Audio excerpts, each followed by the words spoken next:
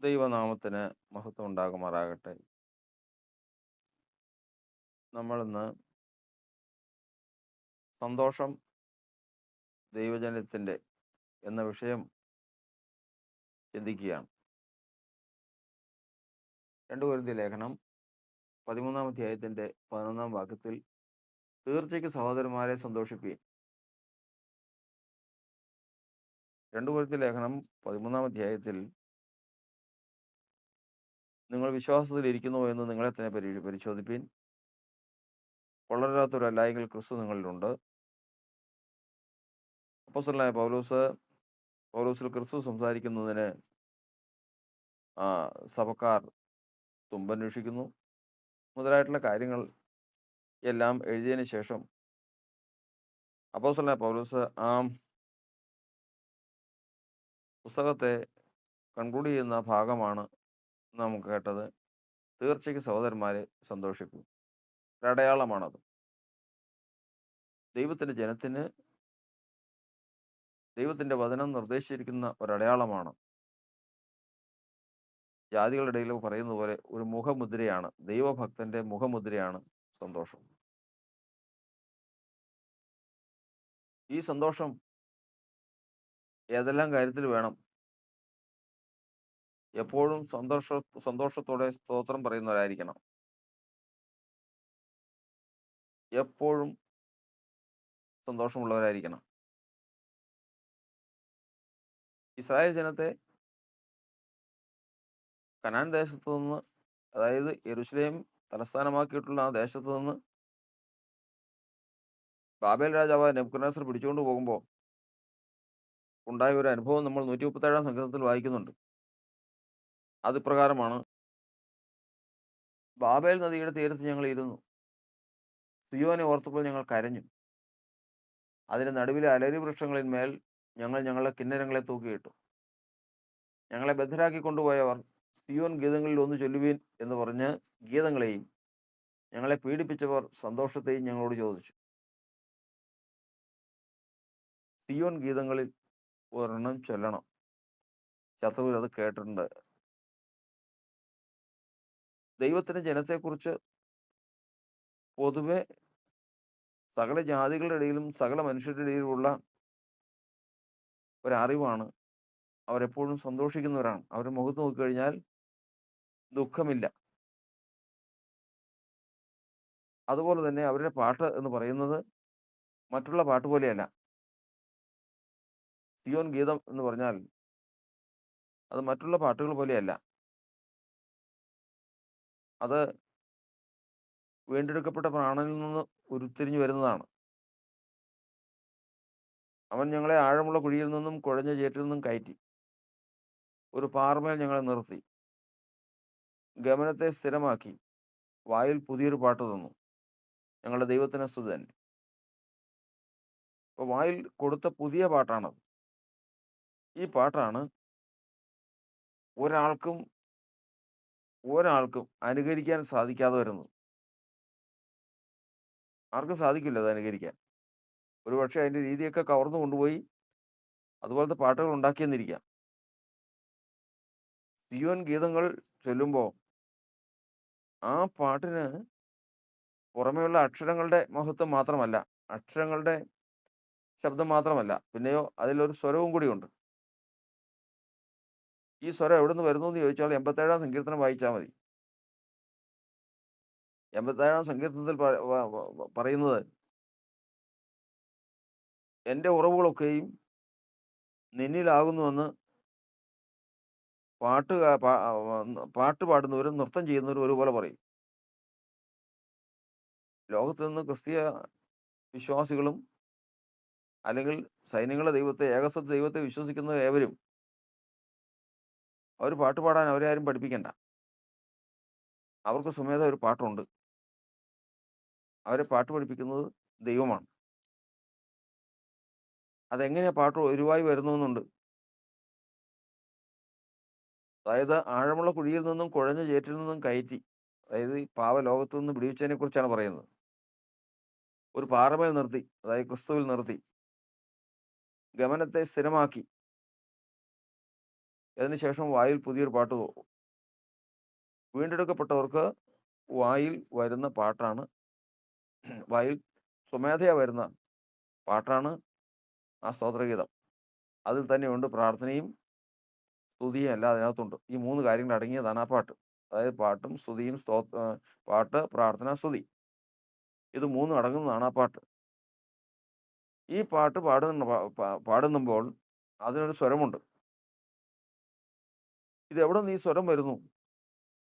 അനേകർ അത് കണ്ട് ലോകത്തിൽ ചിലർ എതിർക്കാറുണ്ട്. ചിലർ അതിന് പ്രശ്നമുണ്ടാക്കാറുണ്ട്, തടസ്സം ചെയ്യാറുണ്ട്, എല്ലാം ഉണ്ട്. കാരണം ആ സ്വരം എന്ന് പറയുന്നത് മറ്റുള്ള പാട്ടുകളുടെ സ്വരം പോലെയല്ല. ഞാൻ ആദ്യം പറഞ്ഞു, സിനിമാ പാട്ടെടുത്ത് ഇതിനകത്ത് പാടുന്നവരുണ്ട്. അതിൻ്റെ ട്യൂണിൽ ഇത് പാടുന്നവരുണ്ട്. ഇതെടുത്ത് പുറത്ത് പോയി കൊണ്ടുപോയി പാടുന്നവരുണ്ട്. അതല്ല ഇവിടെ വിഷയം.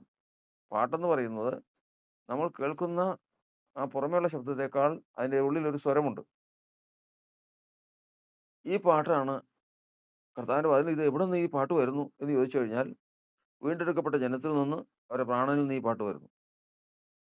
2, യഹോവ എനിക്ക് ഉപകാരം ചെയ്തിരിക്കാൻ ഞാൻ അവന് പാട്ട് പാടും. ദൈവം ദിനംപ്രതി ചെയ്യുന്ന ഉപകാരങ്ങൾ, അതുകൊണ്ടാണ് പറയുന്നത് അവരുടെ ഉപകാരങ്ങളൊന്നും മറക്കരുത്. അവൻ്റെ ഉപകാരം ഓർമ്മയുള്ളവൻ്റെ ഉള്ളിൽ നിന്ന് തന്നെ പാട്ട് വരും. 3, ദൈവം അത്ഭുതം പ്രവർത്തിച്ചിരിക്കുന്നു, അവന് പുതിയൊരു പാട്ട് പാടുകയും. ദൈവം ചെയ്യുന്ന ഓരോ അത്ഭുത പ്രവൃത്തികൾക്കും അത് അനുഭവിക്കുന്നവൻ്റെ ഉള്ളിൽ നിന്ന്, വീണ്ടെടുക്കപ്പെട്ടവനാണെങ്കിൽ അവനിൽ നിന്ന് പാട്ട് വരും. ഇതാണ് ഈ ഉറവുകളൊക്കെയും എവിടെ നിന്ന് എന്നുള്ള ചോദ്യത്തിന് ഇതാണ്. 87-ാം സങ്കീർത്തനം 1-ാം വാക്യത്തിൽ, യഹോവ വിശുദ്ധ പർവ്വതത്തിൽ സ്ഥാപിച്ച നഗരത്തെ, സിയോന്റെ പടിവാതിലുകളെ തന്നെ യാക്കോബിന്റെ സകല നിവാസികളെക്കാളും അധികം സ്നേഹിക്കുന്നു എന്ന് പറഞ്ഞതിന് ശേഷം അതിൻ്റെ അവസാനം 7-ാം വാക്യത്തിൽ പറയുകയാണ്, എൻ്റെ ഉറവുകളൊക്കെയും നിന്നിലാകുന്നുവെന്ന് സംഗീതക്കാരും നൃത്തം ചെയ്യുന്നവരും ഒരുപോലെ പറയും. എൻ്റെ ഉറവുകളൊക്കെയും നിന്നിലാകുന്നുവെന്ന്. കലാകാരന്മാരും അത് മറ്റ് ചിത്രകാരന്മാർ, സംഗീത സംവിധായകന്മാർ, അങ്ങനെ കലാപരമായിട്ടുള്ള സ്വതസിദ്ധിയുള്ളവർ വിവിധ ഇടങ്ങളിൽ കാഴ്ചക്കാരായിട്ട് പോകും. കാശ്മീരിൽ, ഹിമാലയം, വിവിധ രാജ്യങ്ങൾ, ഇവിടെയൊക്കെയും മനസ്സിൻ്റെ ഉള്ളത്തെ ഉണർത്തുന്ന തരത്തിൽ കാഴ്ചകളും കേൾവികളും അങ്ങനെയൊക്കെയുള്ള സ്ഥലങ്ങളിൽ പോകുവാനിടയായിത്തീരും. കാരണം അവർക്ക് വരയ്ക്കാനും അവർക്ക് പാടാനും അവർക്ക് പ്രവർത്തിക്കാനുമുള്ള പ്രചോദനം ഉൾക്കൊള്ളാൻ പോകുന്നതാണ്.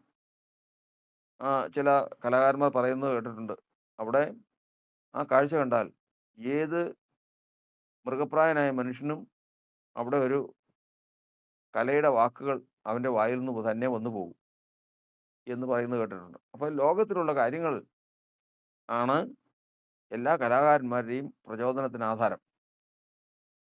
എന്നാൽ ഈ സിയോൻ ഗീതം ചൊല്ലുന്നവൻ്റെ ആധാരം എവിടെയാണ്?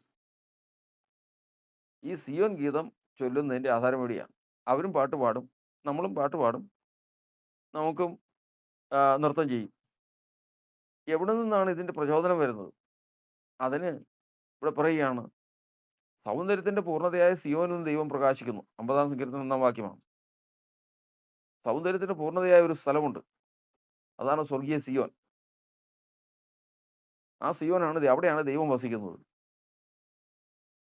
ഒരു മനുഷ്യനെ ദൈവം വീണ്ടെടുത്ത് കഴിയുമ്പോൾ അവൻ്റെ പ്രാണൻ ഈ സിയോൻ കാണുമെന്നാണ്. ദൈവത്തിൻ്റെ ആത്മാവിനാൽ ആ സിയോൻ പർവ്വതം കാണുമെന്ന, ആ സൗന്ദര്യത്തിൻ്റെ പൂർണ്ണത കാണുമെന്നാണ്. അതുകൊണ്ടാണ് 1 കൊരിന്ത്യർ ലേഖനം 2-ാം അധ്യായത്തിൽ എഴുതിയിരിക്കുന്നത്, ദൈവം തന്നെ സ്നേഹിക്കുന്നവർക്ക് ഒരുക്കിയിട്ടുള്ളത് കണ്ണ് കണ്ടിട്ടില്ല, ചെവി കേട്ടിട്ടില്ല, ആരുടെയും ഹൃദയത്തിൽ തോന്നിയിട്ടുമില്ല. ദൈവത്തെ സ്നേഹിക്കുന്നവർക്ക് ദൈവം ഒരുക്കിയിട്ടുള്ള അത്ര ഭയങ്കരമായ ഒരു പ്രതിഫലം ഒരുക്കിയിട്ടുണ്ട്. അതാണ് ഈ സിയോൻ പട്ടണം, സിയോൻ പർവ്വതം, അതിരിക്കുന്ന പട്ടണവും. അത്ര ഭയങ്കരമാണ് അതിൻ്റെ ഭംഗി. അതിലാണ് നമ്മുടെ ദൈവം വസിക്കുന്നത്. രക്ഷിക്കപ്പെട്ട പ്രാണൻ ആത്മാവിൽ അത് കാണും. നമുക്കോ ദൈവം തൻ്റെ ആത്മാവിനാൽ അതിനെ വെളിപ്പെടുത്തിയിരിക്കുന്നു. ദൈവം തൻ്റെ ആത്മാവിനാൽ നമ്മുടെ പ്രാണൻ അത് വെളിപ്പെടുത്തി തന്നിട്ടുണ്ട്. രക്ഷിക്കപ്പെടുന്നവൻ ദൈവത്തിൻ്റെ ആത്മാവിനാൽ അവൻ്റെ പ്രാണൻ അത് കണ്ടിട്ടുണ്ടെന്ന് അർത്ഥം. ഇത് കഴിഞ്ഞതിന് ശേഷം ഇവിടെ നിന്ന് വീണ്ടെടുക്കപ്പെട്ടവൻ പാട്ട് പാടി, അത്ഭുതം പ്രാപിച്ചു, അതും പാടി, ദൈവം ഉപകാരം ചെയ്തു അതിനും പാടി. ഈ കാര്യങ്ങളൊക്കെയും എങ്ങനെയൊക്കെയോ പാടുന്നുണ്ട്. ഹൃദയം തന്നെ തന്നെ ഏത് മനുഷ്യനും ദൈവത്തിൻ്റെ ഉപകാരം പ്രാപിച്ചവൻ തന്നെ തൻ്റെ ഹൃദയത്തിൽ നിന്ന് ആ സ്വരം വരുന്നത് കാണാം. ഇത് എങ്ങനെ വരുന്നു, എവിടുന്ന് വരുന്നു എന്നുള്ളത് ആർക്കും അറിയാൻ പാടില്ല. പ്രത്യേകിച്ച് ജാതികൾക്ക്. അവർക്ക് അതിശയമാണ്.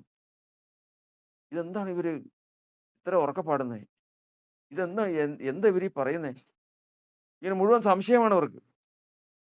എന്നാൽ ദൈവത്തിൻ്റെ വചനം പറയുന്നത് ഇതിൻ്റെ ഉറവുകളൊക്കെ എവിടെയെന്ന് അന്വേഷിക്കും ഒരു ദിവസം. അതായത് നമ്മളിതെല്ലാം വിട്ടതിന് ശേഷം സിയോനെ കാണും. സിയോനിൽ ചെന്ന് കഴിയുമ്പോഴത്തേക്കും ആ സിയോനെ കണ്ടു കഴിയുമ്പോൾ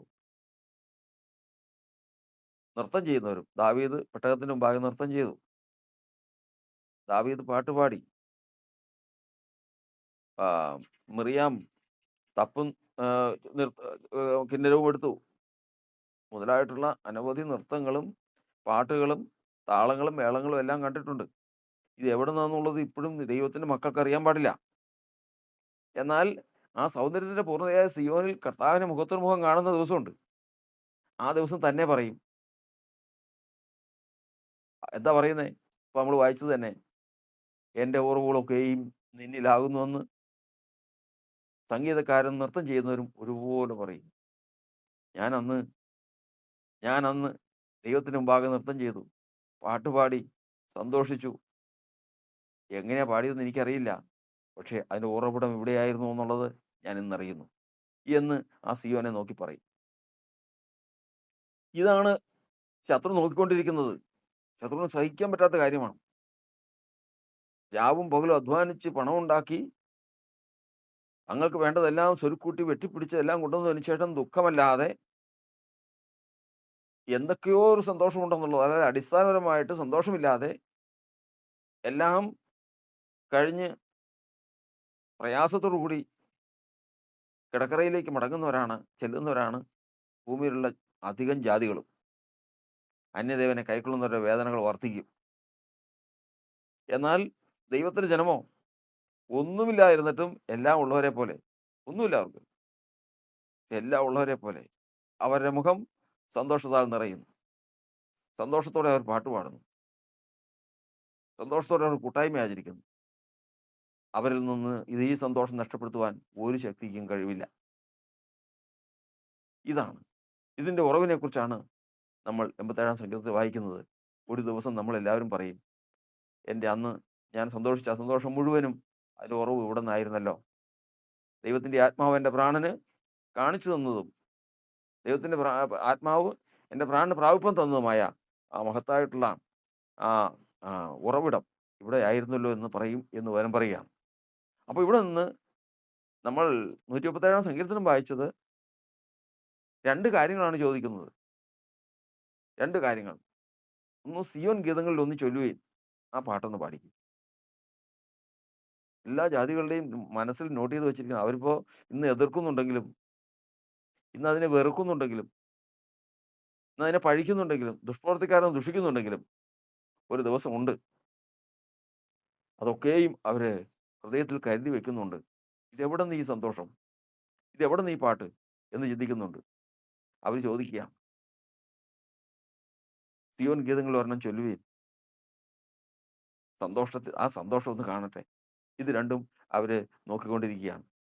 അപ്പൊ ഇവിടെ നമ്മൾ ചിന്തിച്ചതിന്റെ ഒക്കെ സാരം എന്തെന്നാൽ, ദൈവഭക്തനാകുന്നുവോ ദൈവഭക്തനാകുന്നുവോ അവൻ യഥാസ്ഥാനത്തിലാകുന്നുവോ, അവൻ ദൈവത്തോട് ചേർന്നായിരിക്കുന്നുവോ, അവൻ ദൈവത്തിന്റെ ഹിതപ്രകാരമായിരിക്കുന്നുവോ, നിശ്ചയമായിട്ട് അവന്റെ മുഖത്ത് നോക്കിയാൽ അറിയാം അവൻ സന്തോഷം ഉണ്ടാകും. ഇല്ല എങ്കിൽ അതിന് വേറെ എന്തെങ്കിലും വിഷയം ഉണ്ടാവും. അതിന് തക്കതായ എന്തെങ്കിലും വിഷയം അവനുണ്ടാകും. ഒന്നുകിൽ അവന്റെ ശോധനയായിരിക്കും, ഇല്ലെങ്കിൽ ആത്മീയ വീഴ്ച വന്നിട്ടുണ്ടാകും, ഇല്ലെങ്കിൽ ദാവീദ് പറഞ്ഞതുപോലെ ആ ആ സന്തോഷം വിറ്റ് വേറെങ്കിലും കാശ് മേടിച്ചിട്ടുണ്ടാവും. ഏതെങ്കിലും തരത്തിലുള്ള അപകടം അവന്റെ ജീവിതത്തിൽ സംഭവിച്ചിട്ടില്ലാതെ അവൻ ആ സന്തോഷം നഷ്ടപ്പെടുകയില്ല. നമ്മളിന്ന് ഈ ചിന്തിക്കുന്ന ചിന്തയിൽ നിന്ന് നമുക്ക് അതിന്റെ സൂക്ഷ്മത ഗ്രഹിക്കാൻ നാം ദൈവത്തിന്റെ വചനത്തെ ആശ്രയിക്കുക. കാരണം ഏതെല്ലാം സന്ദർഭങ്ങളിൽ എന്തുകൊണ്ടൊക്കെയാണ് ഈ സന്തോഷം ഉണ്ടാകുന്നത്, ഈ രക്ഷയുടെ സന്തോഷം എന്ന് പറയുന്നത് എന്താണ്, അത് ഏതെല്ലാം സന്ദർഭങ്ങളിലാണ് വെളിപ്പെടുന്നത്, നാം എങ്ങനെയാണ് അത് പ്രാപിക്കുന്നത്? അതെങ്ങനെയാണ് നമുക്ക് ലഭിക്കുന്നത്? ഇതൊക്കെയും ഈ നമ്മൾ തുടർന്നുള്ള ചില ഭാഗങ്ങളിൽ കൂടി മനസ്സിലാക്കുകയാണ്. അതുകൊണ്ട് ഇത് നമ്മുടെ ജീവിതത്തിൽ അനുഭവം എന്നുള്ള നിലയിൽ ആയിത്തീർന്ന് അതുമായി താരതമ്യപ്പെടുത്തി നമ്മുടെ ജീവിതത്തെ വിശ്വാസത്തിൽ ഉറപ്പിപ്പാൻ ദൈവത്തിൻ്റെ ആത്മാവ് നമ്മെ സഹായിക്കുമാറാകട്ടെ.